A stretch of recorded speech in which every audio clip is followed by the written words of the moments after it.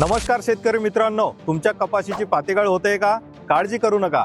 फक्त एका मिनिटात जाणून घ्या पातेगळीची मुख्य कारणे आणि त्यावरील सोपे उपाय. पातेगळ होण्याची 6 मुख्य कारणे आहेत. त्यातील पहिलं कारण आहे जास्त पाऊस किंवा कमी पाऊस, दोन्ही कारणामुळे पातेगळी होऊ शकते. दुसरं कारण आहे सूक्ष्म अन्नद्रव्य बोरॉन आणि कॅल्शियम यांची कमतरता. तिसरं कारण आहे अचानक हवामानामध्ये जास्त झालेला बदल किंवा उष्णतामान किंवा जास्त पाऊस झाडावर, यामुळे ताण येत असतो. चौथं कारण आहे रस शोषक किडी, बोंडअळी किंवा बुरशीजन्य रोगांचा प्रादुर्भाव. पाचवं कारण आहे नत्रयुक्त खतांचा अतिरिक्त वापर केल्यास आपल्या कपाशीमध्ये पातेगळी आपल्याला दिसून येते. त्यातील 6वं कारण आहे जास्त दाट लागवड केली असल्यास सूर्यप्रकाश आणि हवा मिळत नसल्या कारणाने पातेगळी होत असते. पातेगळ थांबवण्यासाठीचे नेमके आता आपण उपाय कोणते आहेत ते बघूयात. सगळ्यात पहिला उपाय आहे पाणी व्यवस्थापन. गरज पाहूनच पाणी द्या, शेतात पाणी साचू देऊ नका. दुसरा उपाय आहे योग्य खत व्यवस्थापन करा, माती परीक्षण करून खते द्या, बोरॉन आणि कॅल्शियमचा योग्य प्रमाणामध्ये वापर करा. त्यातील तिसरा उपाययोजनेमधील आहे योग्य फवारणी नियोजन करा.